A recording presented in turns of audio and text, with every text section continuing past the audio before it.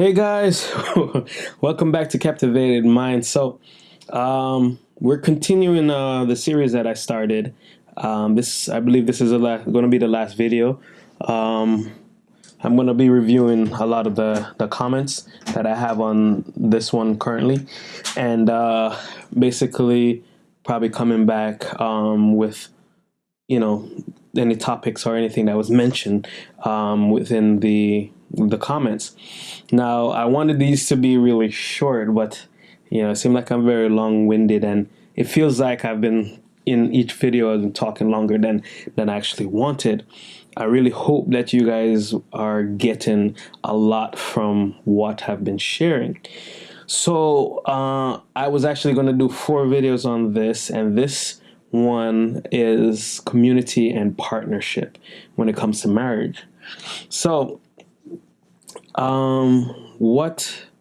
what I view is very valuable when it comes to marriage is the building of the community, right? And the impact that marriage has on the community. I don't believe a lot of people see that marriage impacts the community, but I look at it this way. In the manosphere, and people might take this differently, but in the manosphere, they say that what is it? There's 20% of men who are sleeping with 80% of women. Because of the 20% of men, they're the one that match the description of what ladies desire or what ladies want, right? I start thinking, if those 20% of men were to find their wife and get married to that lady and then build their family with that lady, and that would leave the reality of things with women. It's not only that too, because society is very promiscuous nowadays and people are just sleeping around. There are people who believe that if a man sleeps with them is because there's more to it. It's sad to say, ladies, but I think some of you guys notice it but do not agree with it, and so you fight against it. But most men put women into categories, either wife or other. You're either wife material or not, and they marry the ones that are wife material. Now, a man will sleep with you, for the most part, no matter what. You can have the lowest paying job, you can be average or below average looking, and a man will still sleep with you because most men are driven by their sexual desires. But the thing is, when a man asks, what do you bring to the table? That's when he's trying to see, well, what more do you have to offer other than your body or your sexual energy or sex, to just be frank. And when they ask you that is, can I have you in my life for a long time? Can we build something together? So that's why they ask, what do you bring to the table? So that's when community and partnership comes in, because the person that I want to marry, most men want to marry, is someone that add value to their life. In the Christian community, the Bible talks about, a lady being a helpmate to their partner. You're coming in to help them with their mission. That's where you get the submission, right? So when a guy asks, what do you bring to the table? Now, do you have any financial skills? So if I give you $1,000, do you just spend it or do you just invest it? For a lot of women who are Christian, I would say read Proverbs 31, right? I know a lot of you guys hear about the Proverbs 31 woman, just like how you have the Ephesians 5 man. And men, the Bible is our tool to learn from in order to develop ourselves, to make ourselves good stewards, right? And to be stoic as well, not to be run by our emotions, to speak very frankly, to say yes to things that we agree with and believe in. And when we say no, it's a no. To not patronize people, to not pedestalize people, because people are just that, people. We're here today, we're gone tomorrow, right? So there is a level of equality that should be between all people. But I think a lot of us, we put a lot of people on pedestals instead of, you can still respect a person without putting them on pedestal. Like some of the message that Kevin Samuels come out with, I respect. So I will take the value from what he says and apply it to my life. A lot of you guys don't like Andrew Tate. Some of the things that he says, if you look in a logical state, it makes sense. So I can respect him. But to put him on a pedestal, no. You have people who proclaim that they are alpha male, but if you look at some of their action, it's very feminine.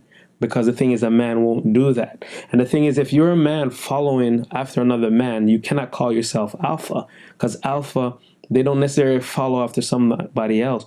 You should follow the beat of your own drum.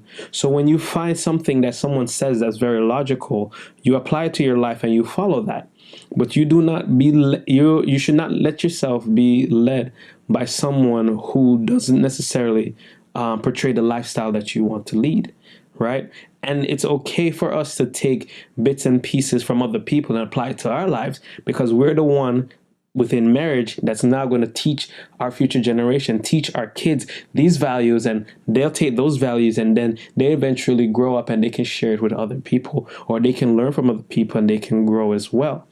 So that's how community is built. You know, you learning the things, you learning the values of it, then you pass it down to the next generation, to your kids. Not only that, men, this is why we need to step up. Right? We need to educate ourselves. We need to become as Kevin Samuels say. Kevin Samuels said men should be CIAs. We need to be confident. We need to be intelligent, and we need to be assertive. Right? So the thing is, guys, we need to develop that. It's okay to be a nice guy, but be confident in your action. Even the things that you are not confident about, there's no shame in saying, "Oh, I don't know how to do that." Somebody will laugh at you. It's just like, well, you know, it's very ignorant for you to laugh at someone that doesn't know what they're talking about or what they're doing, because that shows your level of maturity. Now, become intelligent, read books, listen to motivational speech, find people. You know, you have David Goggins, very mature, very motivating. You know, as I said, some things from Kevin Samuels. Go back to the old days. Listen to some of Martin Luther King's speech. Listen to some of Malcolm X. Listen to some great leaders on their speech and their views and their values. You may not agree with everything, but the thing is, you can still learn from even people's mistake or people's wrong saying, right? And then become assertive. When you say no, it's no. When you put in yourself that I won't date a person that doesn't exercise, I won't date a person that spends frivolously. When you say to yourself, I don't want that lifestyle for myself, that's fine. Don't let other people manipulate your action. Do not have a scarcity mindset. The thing is, know your value, know your worth, and find someone that can match that value and match that worth. And do not just give out to yourself to become the 20% of men that's sleeping with 80% of the women. Find that one woman that fits your values and marry that woman and build the next generation of intellect, confidence, and assertiveness in the next generation of men. Not only that, teaching your daughter the way that she should carry herself.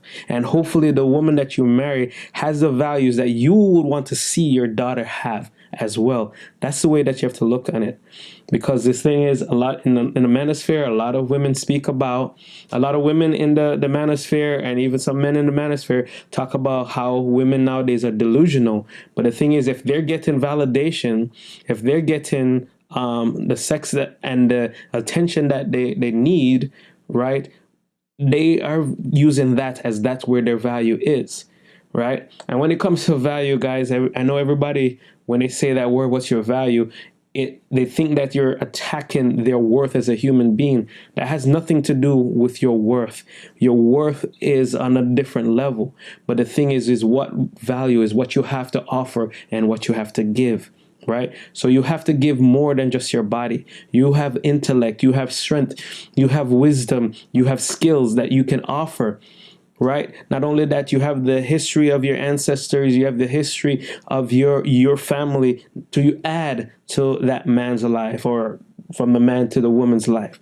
So you have those things. So to build a stronger community, we need stronger marriages. And to have stronger marriages, we need stronger partnership. And when to have stronger partnership, we have to take most of ourself out of this marriage or this relationship and be more selfless, thinking about the bigger picture instead of just thinking about this one moment in time. Guys, I really hope you learn a lot from this series. I know it's only 3 videos that I did, but guys, I want us all to be mindful of what captures our mind. I want us all to think about our actions, think about the things that we do. I want us all to create principles and precepts and things that we want to follow in order to better ourselves, so that we can impact the community and we can develop our partners in order for our partners and ourselves to impact the community, in order to change our nation, to change our state, and to change what's going on currently. Guys, we have to keep our eyes open. We have to stay awake in this moment in time and just see exactly what's going on and be the change that we want to see. Guys, just thank you guys for watching this series. Please like, please comment, please share. And especially, I want to see your comment on this topic, because I want to see if what I'm saying makes sense, and I want to see if there's more that I need to add to it in order for people to be more mindful of the things that they think about and what captures their mind, in order for us to grow and to build a better tomorrow. Guys, as I said, this is Captivated Mind. I'm your host, Mike. Thank you guys for watching, and watch the next video. All right, guys, be safe. Love you guys.